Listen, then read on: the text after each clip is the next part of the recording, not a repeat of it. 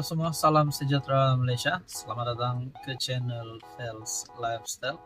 Terima kasih kerana masih setia bersama di dalam channel ini.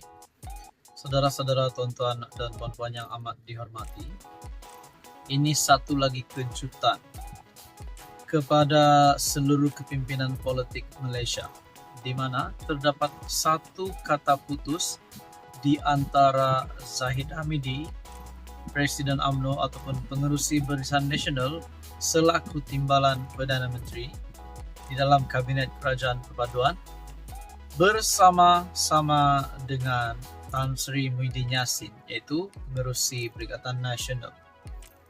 Saudara-saudara, terdapat satu kejutan di mana kata putus ataupun keputusan telah terjawab di antara Zahid Hamidi dan juga Muhyiddin Yassin. Ini adalah berkaitan dengan penyelesaian kes saman fitnah.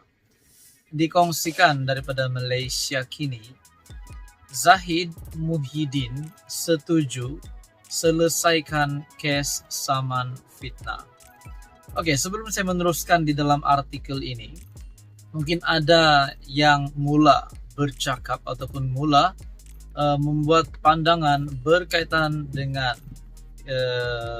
artikel ini yang menyebut Zahid dan Muhyiddin setuju menyelesaikan kes saman fitnah.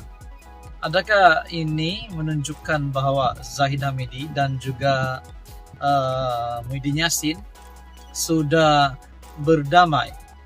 Adakah Barisan Nasional dan Perikatan Nasional sudah berdamai? Walaupun kedua-dua parti itu bukanlah di dalam satu payung yang sama. Perikatan Nasional adalah pembangkang, manakala Barisan Nasional adalah parti di dalam Kerajaan Perpaduan. Timbalan Perdana Menteri Ahmad Zahid Hamidi dan bekas Perdana Menteri Muhyiddin Yassin bersetuju menyelesaikan kes saman fitnah membabitkan mereka. Dalam catatan Facebook hari ini bertarikh 26 April melalui artikel ini, Muhyiddin dan Ahmad Zahid berkata mereka bersetuju menyelesaikan pertikaian peribadi itu selepas mengambil kira saranan daripada Hakim Mahkamah Tinggi serta keadaan semasa negara, terutamanya soal kelangsungan hidup rakyat.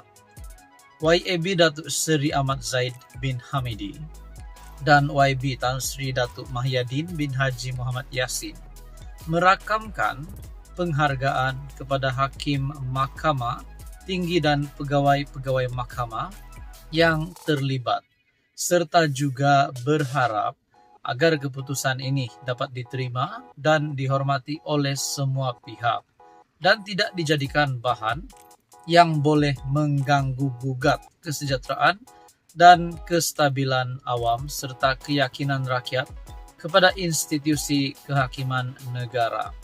Menurutnya, kenyataan mereka yang disiarkan di laman sosial masing-masing. Saman itu difailkan 4 April 2022 berhubung dakwaan Muhyiddin bahawa Zahid meminta bantuannya untuk menyelesaikan atau menangguhkan kes perbicaraan jenayah membabitkan Presiden UMNO.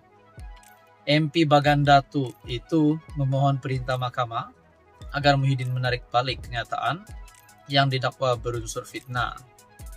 Pengerusi BN itu juga memohon injunksi sementara agar pengerusi PN memadam, menyunting dan menghentikan penerbitan sebahagian daripada rakaman.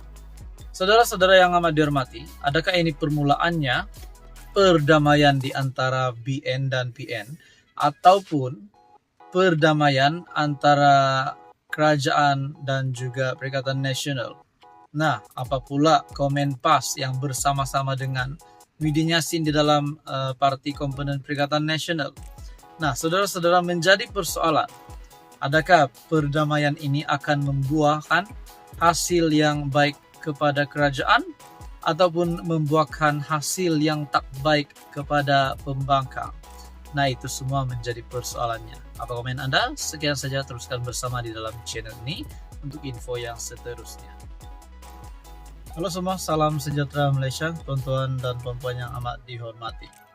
Sebelum ini kita mendengar dua anak bekas Perdana Menteri iaitu Mirzan dan juga Mokhzani yang diarahkan untuk mengisytiharkan aset mereka. Nah, saudara-saudara, ada yang kata Mirzan dan Mokhzani bersalah.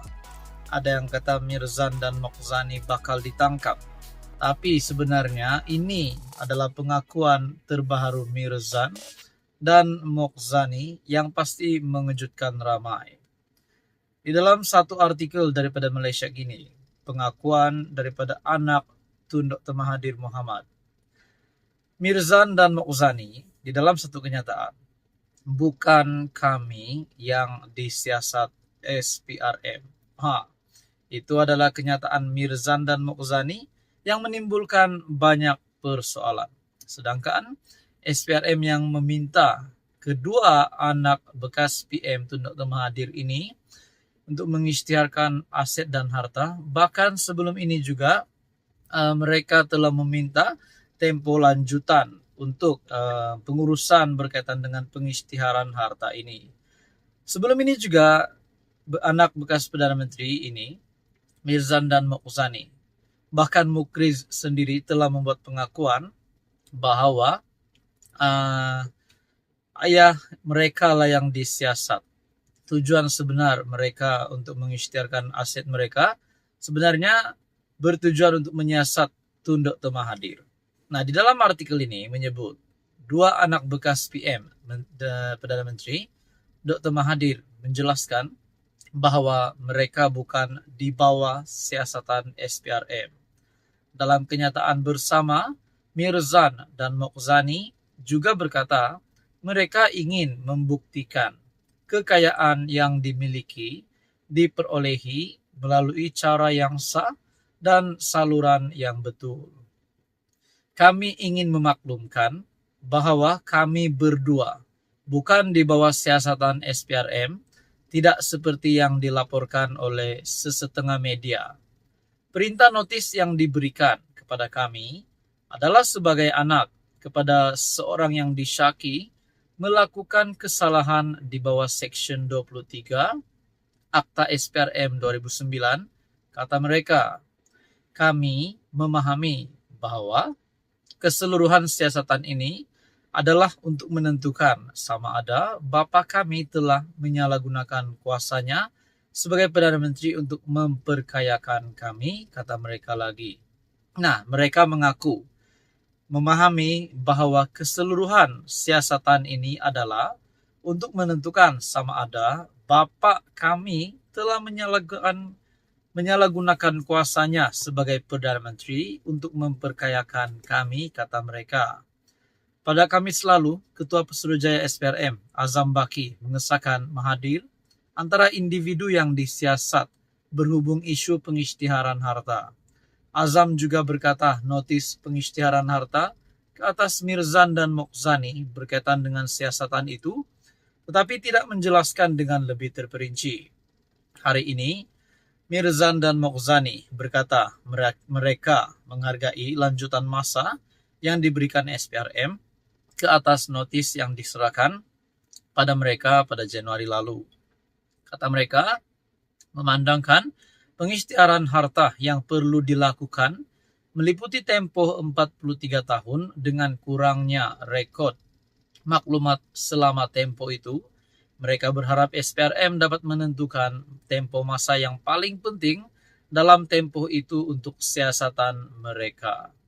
Mereka juga menepis sindiran yang mendakwa mereka memerlukan lebih masa ekoran kekayaan yang terlalu besar. Nah, saudara-saudara yang amat dihormati, adakah ini akan membawa satu berita yang buruk kepada Tun Dr. Mahathir dan anak-anaknya? Ataupun sebenarnya semua ini akan selesai dengan baik? Nah, apa komen Anda? Sekian saja. Teruskan bersama di dalam channel ini untuk info yang seterusnya.